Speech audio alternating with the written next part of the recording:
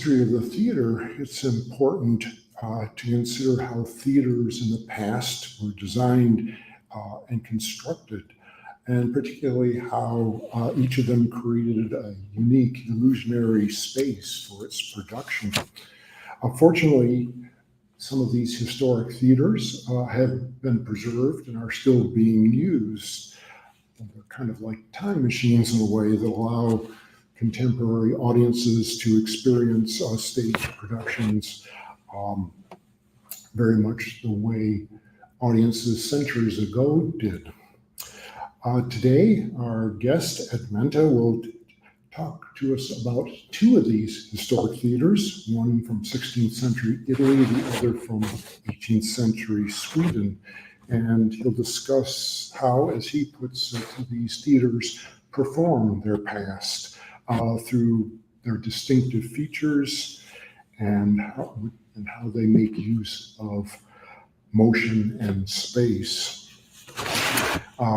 Ed Menta is a professor emeritus from Kalamazoo College, and from 1986 to 2018, he taught directing, theater history, and playwriting.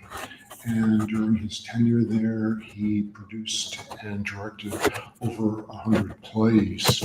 He's also written numerous articles for professional journals on a variety of subjects relating to the theater. But we're very pleased to have him here today to really talk about the unique qualities of these old theaters and to think about them as an important part of performance or production. So please welcome Ed Menta.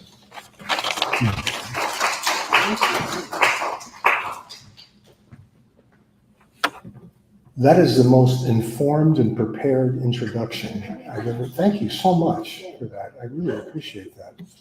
Do we need to dim the lights a little bit, or can you see these all right? Tell you what, as we go along, oh, never mind. There we go. Okay. Thanks for coming. Thanks to everybody at the KAA, especially Miriam Thomas for setting this up. I truly appreciate it. So as you just heard, I taught at Kalamazoo College for quite a while, and directing, theater history, playwriting, directed a lot of plays, produced a lot of plays. I swept up this theater a lot, the Melville K. Balch Playhouse. Okay. I recently published an article on the talk that you're going to hear. And you see here the name of the article, okay, is How the Teatro Olimpico and Drottningholm Slottsteater Perform Their Past. And again, if you would like to run out and buy it, here's what it looks like. Actually, it's only available online. All right, so here's a question I'd like to ask you, and I guess it's kind of a loaded question. Nevertheless, let's peruse it for a moment. Is it possible for a building to take us back into the past? Because these two theaters that I'm going to talk about are known as time machine theaters, really. Anybody been to Notre Dame? Yeah. It dates back to the 12th century. 1163 was when the foundation was laid, and as I'm sure you know, it burned down in 2019. It's currently under construction. It's supposed to open sometime next year. I've been there twice, and although I wasn't necessarily thinking about it either time, my first visit, by the way, was in 1969 when I was a junior in high school at Blessed Sacrament Junior High in Hampton, Connecticut. But I think when I was there both times, my underlying assumption was that I was having some sort of authentic historical experience, because the building was so old and it's still more or less the original structure. Anybody been to Fenway Park, home of the Red Sox? All right.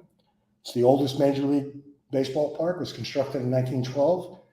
Just got to do a little sidetrack baseball trivia. Anybody know what the second oldest Major League Baseball stadium is? No? Very good. All right, 1915. All right, how about the third oldest? Dodger Stadium, hard to believe, 1962. Okay, Like Notre Dame, when you go into Fenway Park, and I've been there more than once, right? Definitely part of the appeal is that you're in the same structure where Babe Ruth pitched, where Ted Williams played left field. So it seems like you're walking back into the past, or at least somewhat. Now, the subject of this talk, right, is whether these two theaters can take us back into the past, right? The Teatro Olimpico in Vicenza, Italy, and the Drottningholm Slottsteater, which means roughly translated castle theater, is where the royal palace was in Stockholm. So one's from the 16th century Italian Renaissance, one's from 18th century Sweden, so they would seem to be completely different. Right? But the meaning of their pasts can be interpreted through the concepts of historicity versus historicism. Let's take a look let's unpack those two terms, as they say. Right. Here's a quote from theater historian William Sauter. Historicity is thought of as a relationship to the past. It's not the thing or material object. It's a link between historical aesthetics and the appreciation that it provokes in present day observers and readers. So the historicity of an aesthetic of the past is not to be confused with historicism. According to Alan Munslow, historicism is the primary historical act of perceiving historical periods in their own terms, rather than any imposed by a historian. So in the field of theater studies, historicism would mean that practices and ideas of the late 18th century could be copied in today's productions. Somewhere in there was the end of the quote, which I missed, sorry. Now, these theaters, right, are usually characterized by theater historians as very different. They're built almost 200 years apart. One's Italian Renaissance, the other 18th century. One has a proscenium arch, the picture frame arch that goes over the stage. We'll get back to that in a sec. Right. And one has moving scenery, which you'll see in a little bit, this one, and the other does not. In fact, this set of the Teatro Olimpico has never been changed. It's a permanent part of the theater. It's the original set design for a production of Oedipus in 1584. Now, the architect of the Teatro Olimpico was, wow, how did they do that? That was a total mistake, folks. Lucky one. Okay. The architect, Andrea Palladio, right, his original intention in building the Teatro Olimpico was to create the effect of an outdoor Roman theater indoors, especially in terms of this elaborate facade, or sometimes called the Franzskene. It forms the permanent backdrop of the stage. Now, here is an actual outdoor Roman theater at Orange, present-day France. So you can see, really, it's very similar, especially in that facade.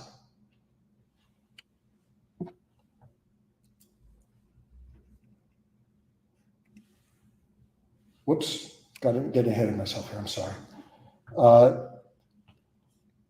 We'll take a closer look at these in a bit, but these are some of the 95 statues that adorn this facade and also the rest of the theater, okay? And then the theater is also very famous for its vistas, right? Which were actually designed by Scamazzi, another Italian scene designer and architect. And my wife Tina and I had the pleasure of visiting this theater back in 2017. Now, don't you think Tina's photos are just as good? Okay. These vistas are narrow alleys of painted wood that give an even greater illusion of depth. Now, I can't resist a little sidetrack here to tell you just a little bit more about the opening night of Oedipus in 1584, because it's one of the most famous opening nights in theater history. Right? In addition to the main roles of Oedipus, Tiresias, Jocasta, so forth, there was a chorus of over 100 people. The performance didn't begin until after 10 p.m., and it lasted more than 4 hours. And people had been lined up in the theater since 11 o'clock that morning, so they were there for, what's that, over half the day, right? Over 12 hours. It was supposedly an opening night attendance of 1,000 people, crammed into what's probably a reasonable capacity of 400. And all of the statues that you just saw were lit, like some of these in here, with tiny candles and oil lamps strategically placed all around the stage and the theater, I might add. And here's my favorite. One of the very special effects in 1584 was at the end of the play, they burned some incense so that it would waft through the house, and that was to symbolize that the play was over, right, at the end of Oedipus. Okay. Now here's a ground plan of the Teatro Olimpico. Right?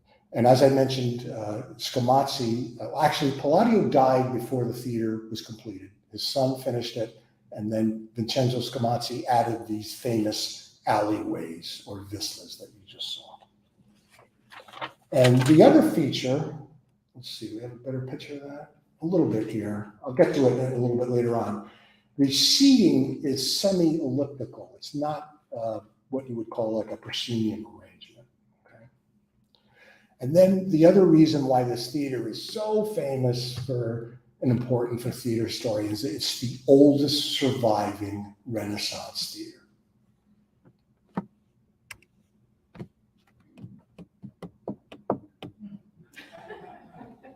Did you know that Menta means mint in Italian? So we had some mint ice cream. All right. Here's the relevant facts. Whoa, I did it again. Okay. Here's the relevant facts about the second theater that we're looking at today, the Drottningholm Slottsteater in Stockholm, Sweden. Built in the 18th century. It's much, much smaller, right? Tina and I also visited this theater in 2017. It's a 28-foot wide stage compared to the 72-foot wide stage we just looked at with the Teatro Olimpico. However, it's also a much deeper stage than Teatro Olimpico, 65 feet compared to 18 and a half. Now, what I mean over here, the Sleeping Beauty narrative, is the popular sort of myth behind this theater is that it was in disuse for many, many years and rediscovered in 1921, and all of the scenery and much of the machinery was intact. It's not exactly true. The theater was used from time to time, but it certainly had fallen into disuse. Okay? Now, the best way to explain why this theater is so famous is to show you this very short video from their webpage. So here's why the Drottningholm Theater is so important in theater history.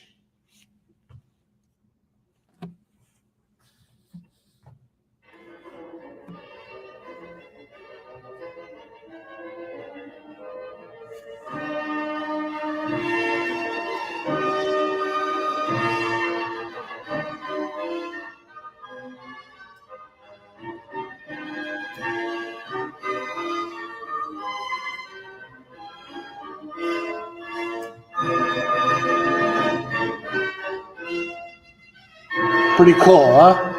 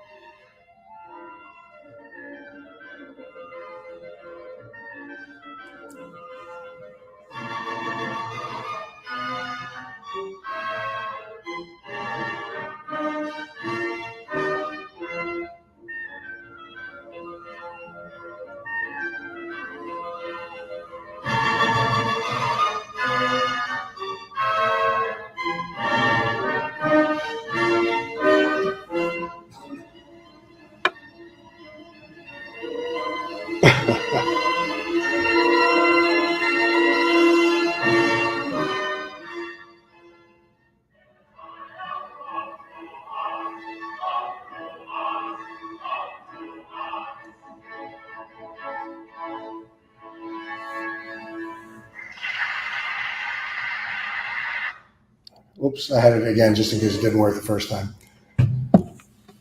One of my biggest disappointments when we visited the theater is I thought I would get to see a demonstration of the moving scenery.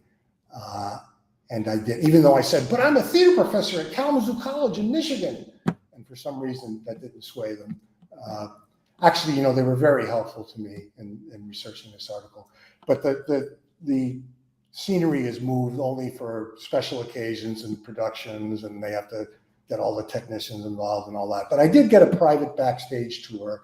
And so I got to turn the crank of the wind machine, which is this canvas on the cylinder there. And then just got to tell you that in the video you just saw, there was a vertical box that gets rotated that contains stones. That's the thunder machine, which they took actually right from the Greeks. They had one of those as well.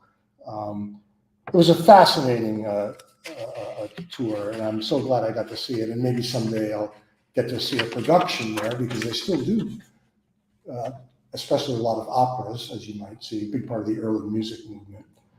So it was a great experience to visit both of these theaters, by the way. All right, so here's what we've got. We've got two very different time machines that perform their past. So all of this has really been an introduction, right? Let's come back to the original question.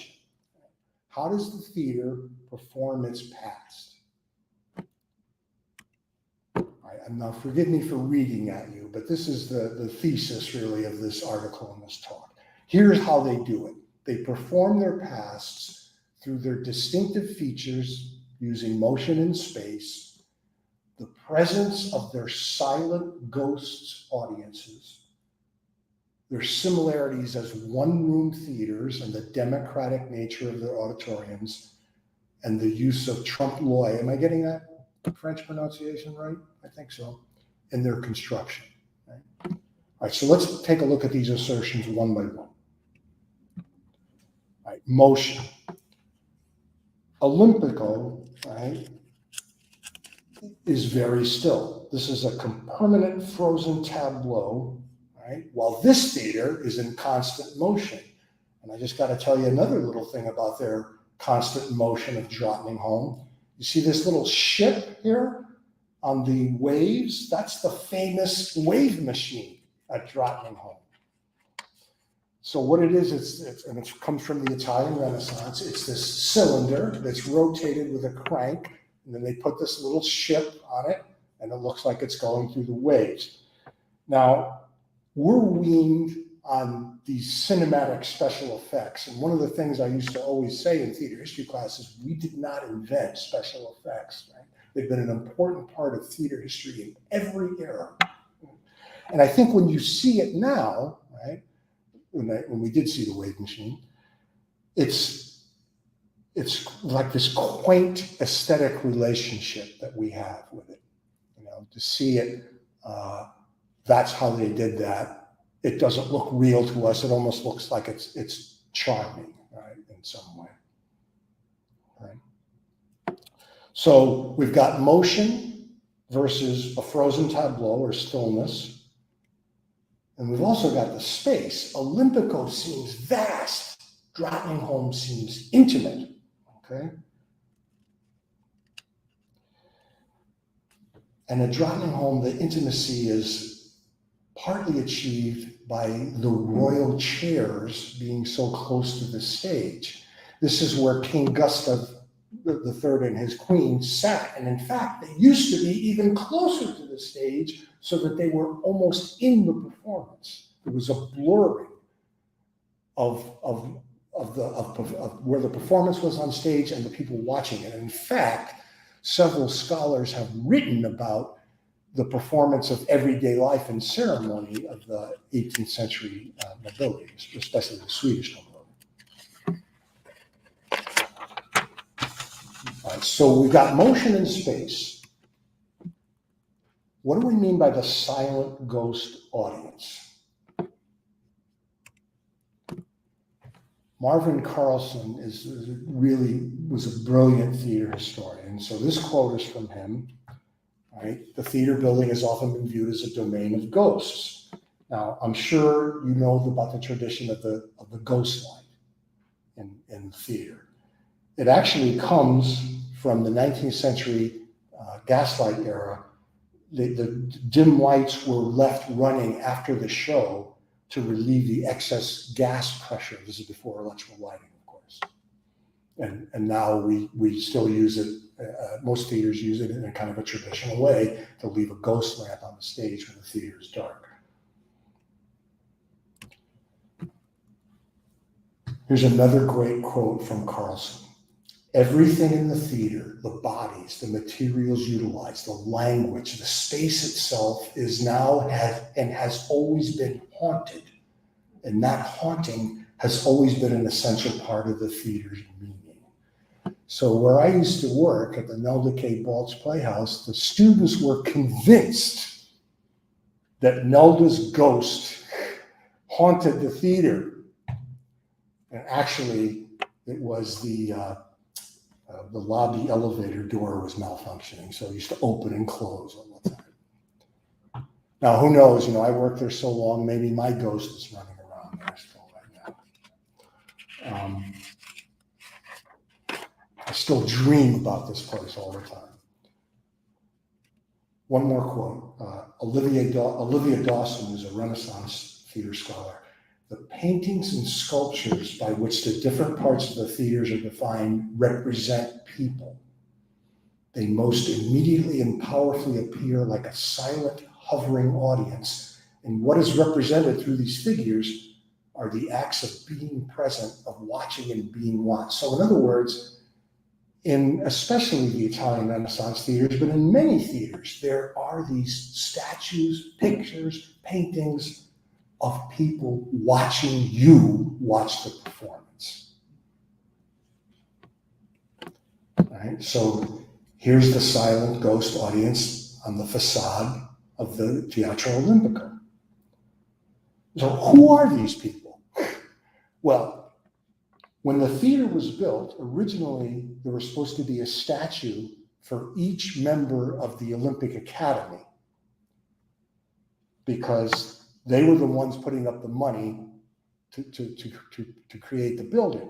Well, since so few of the Academy members actually paid the money, many of the statues are not Academy members, but they're Roman mythological figures and gods and goddesses and things like that. In fact, this is from the facade over the theater on the ceiling. This is Hercules killing a lion. Here's some of the statues in the surrounding the auditorium. So they're all over the place. So when you sit in the cavea or the auditorium of the Teatro Olimpico, you're surrounded by the members of the silent ghost audience.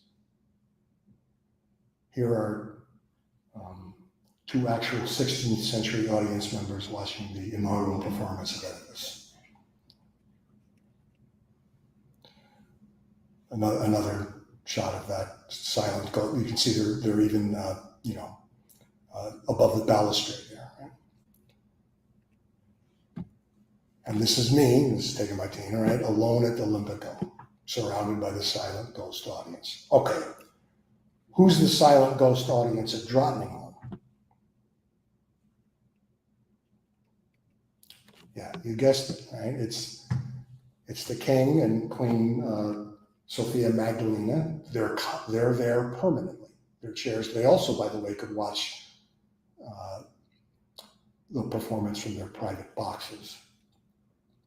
There's one more indication of a silent ghost audience, and that is on the stage curtain, King Gustav III's mother, who sold him the theater, by the way, Queen Lovisa Ulrika. She is, can't really see it well here, but she's in the pose and costume of the goddess Minerva. And so that adds to the royal family's representation throughout the theater constantly. Okay, what do we got? We've got the distinctive features, motion and space. how they present the presence, of their silent ghost audiences. Okay, what about their similarities as one-room theaters, right? And the democratic nature of the auditoriums. All right, this is a concept I learned in Dr. John Herr's graduate directing seminar at the University of Connecticut so long ago. In fact, John Herr was from Kalamazoo, Michigan. I've never forgotten this. A one-room theater is where the audience and the actors are in the same undivided space. Now, most contemporary theater is the two-room concept.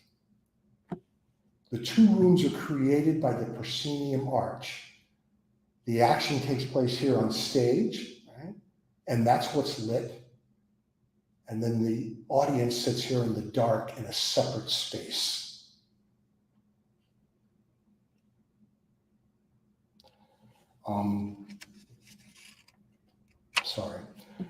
This is an invention of the proscenium theater is an invention of the Italian Renaissance. It allows for spectacle, allows for changing scenery. Drottningholm, the 18th century theater, would not be possible without the invention of the proscenium arch of the Italian Renaissance. Another thing I used to say, even though we're so used to it as being normal, that I used to tell students in class, if you look at all of theater history, the proscenium theater is a relatively recent invention, right? Shakespeare didn't have it, or mostly didn't have it. The Greeks didn't have it. Most medieval theater didn't have it. Most African theater didn't have it. Most native theater didn't have it, et cetera, et cetera, et cetera. Now, the Nell Decay Balch Playhouse doesn't have a proscenium arch. It's a one-room theater. Now, incredibly, after working there for over 32 years, these are the only two photos I could find of the interior, that is to say, the seating of the Playhouse. Now, this is when it was first being built in 1977, and this is from a rehearsal of a 2015 production of Antezake Shange's For Colored Girls Who Considered Suicide When the Rainbow Was Enough, directed by Ren Berthel. Now, in both images, though, you can see that there's no proscenium arch that separates the audience from the performers. They're in effect in the same room. Now, the lighting creates the feeling of two different rooms. I spent years at Kalamazoo College trying to convince the audience that the best seats in the theater were on the sides, so that you could see the dimension of the stage like you can in this photo. And nobody ever believed me. Everybody comes into the theater and just automatically sits in the center. The movies are the ultimate two-room proscenium theater experience. And it's so ubiquitous, we're so used to seeing it, that anytime we go into a non-proscenium experience, it seems unusual. What do we mean by democracy of the house? The two-room proscenium theater is not democratic. The best seats are in the center, right? And the further out you go, to the left or right, the worse the view is, right? Toward the sides of the walls of the theater. And that's why the Italian Renaissance theater, the scenery was designed for what we call the Duke's seat or the King's seat, the center of the house, because the perspective scenery looks great from the center. If you're on this side, it doesn't look so wonderful.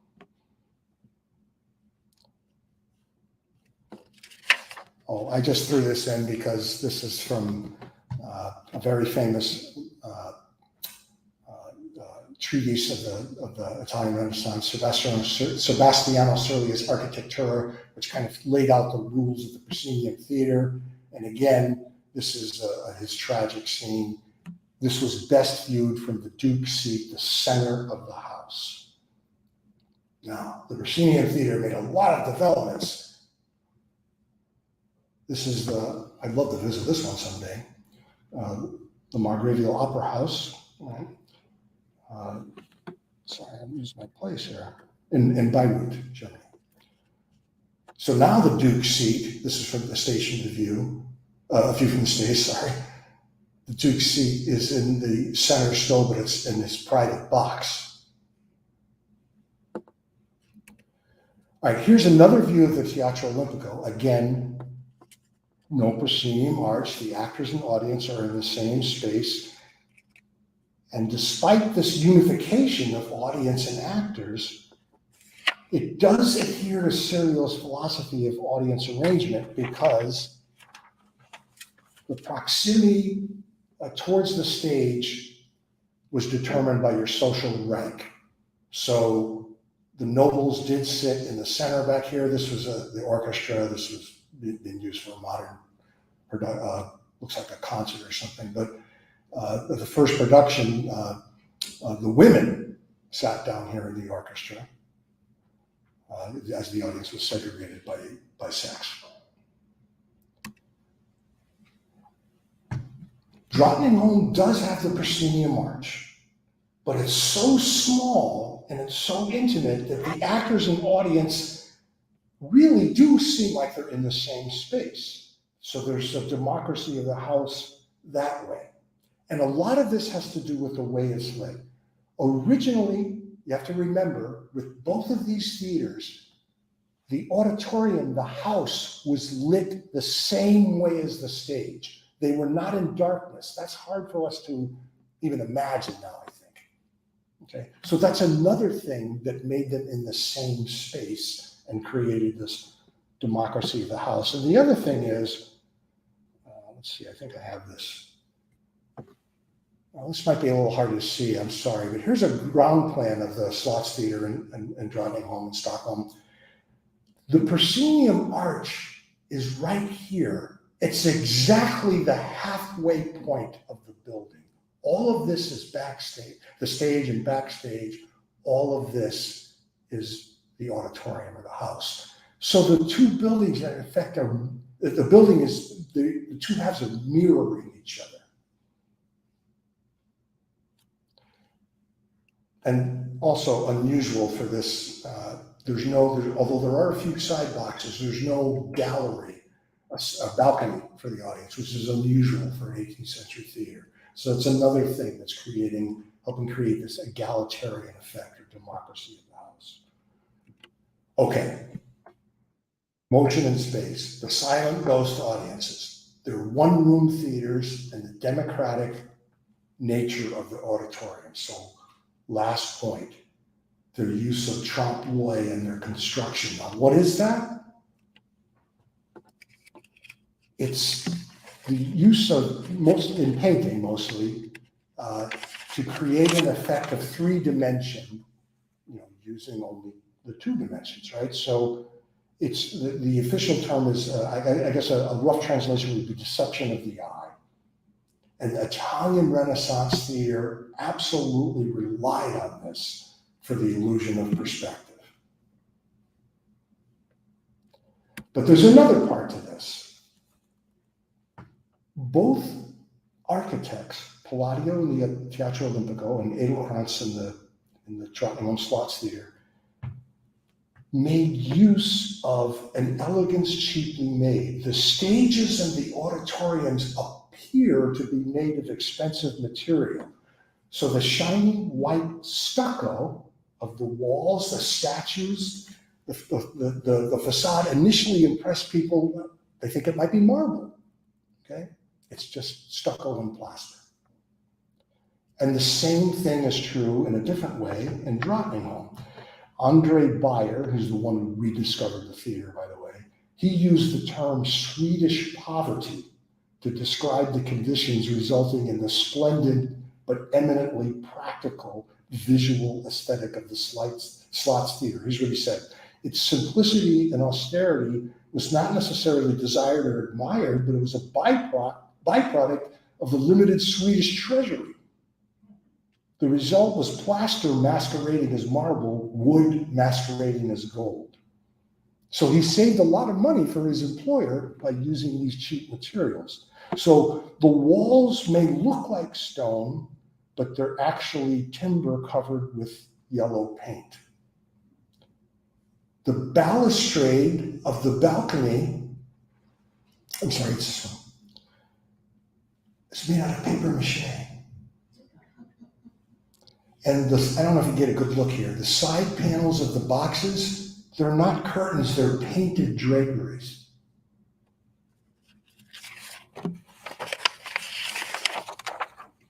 The Teatro Olimpico uses the same sort of trick of the eye. Okay, there's also some painted draperies and painted figures along the walls of the auditorium. But the big thing is the way that Palladio constructed it. It makes it seem like it's more spacious than it really is. This is actually a pretty cramped area. This is called the Excedra right here. This is the gallery at the rear of the theater. And because of the light coming in from the windows, it looks like it's a fairly spacious place, but it's actually right up against the wall of the building. The building, by the way, the theater was built in a pre-existing building, which had been used as an old armory and prison. So it appears to be more spacious than it really is. All right. So we've looked at motion and space. We've looked at the silent ghost audiences, the one-room theaters, the democratic nature of the auditoriums, the use of trompe l'oeil in their construction. So back to the original question. Are they these time machines, theaters, that take us back into the past?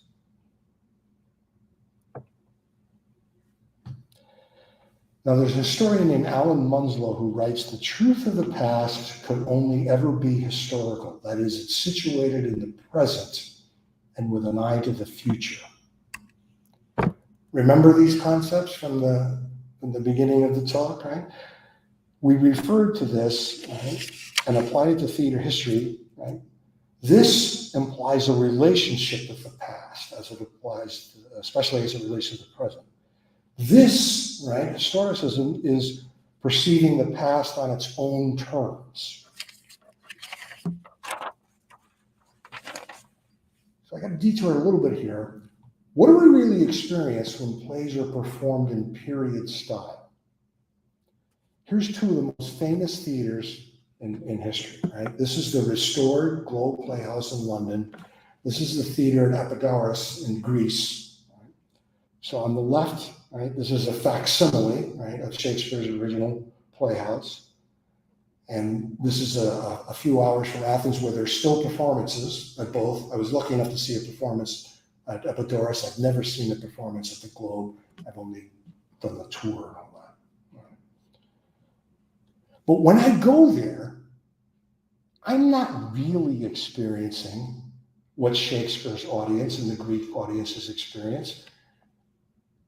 There can be authenticity in costumes, in settings, in acting style, in the music, in the direction, even the arrangement of the space, how you set up the audience and the performers. But the conditions of the past can't ever be completely, or I would say truly duplicated. The actors, the designers, and the audience especially, they're not the same as the past, right? Those relationships can't be recreated. We live in a different world than the Greek audiences did, than the Shakespeare's audiences did. So when I went into these theaters in 2017, while I might have initially imagined I was entering a time machine of historicism, I was really looking through a window of historicity. No matter how much we might be dazzled by Palladio's Franz Skene, right? Or the perspective, or the Slottsteater's changing, scene-changing machinery, and we marvel at the authentic splendor of the past, we can only experience it, of course, through the lens of the present in all of its historicity. So to encounter these two theaters today is to observe them performing their pasts in all of their contradictions. Because both of these theaters were anachronisms, even when they were built. The Olimpico is absolutely atypical of Italian Renaissance theaters. It doesn't have a proscenium. It doesn't have changing scenery.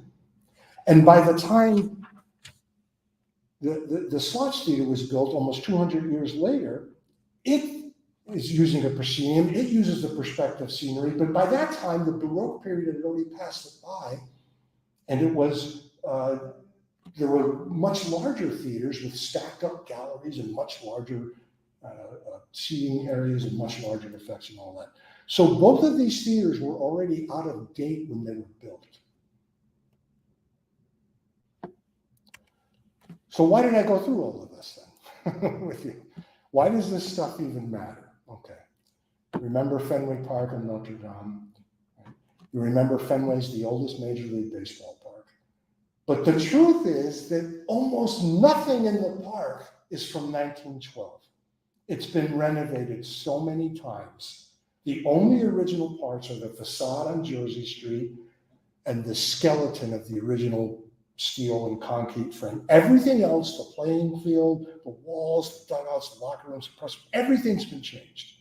So ironically, unlike Comiskey Park, the original Yankee Stadium and the original Tiger Stadium, Fenway Park has been preserved because it was changed.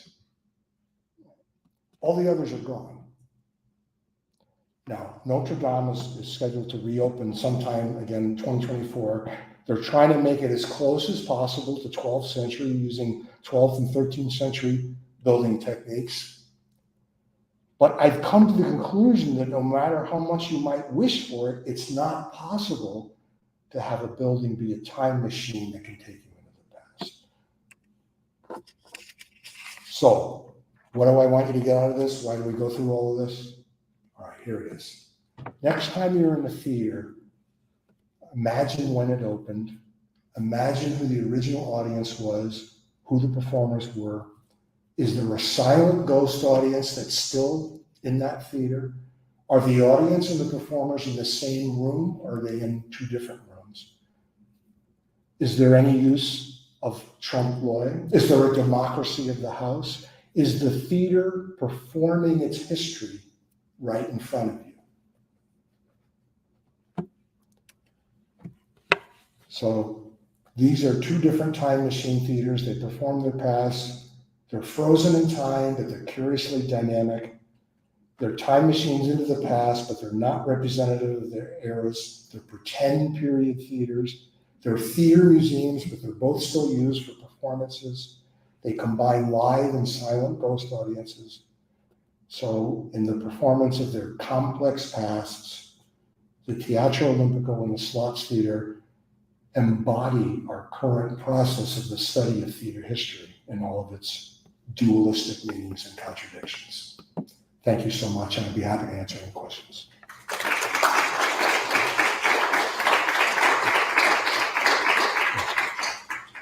Should have said that one at the top. Sorry. And then this is something I used to always make my students do, is you got to at least somewhat acknowledge your sources. Hi.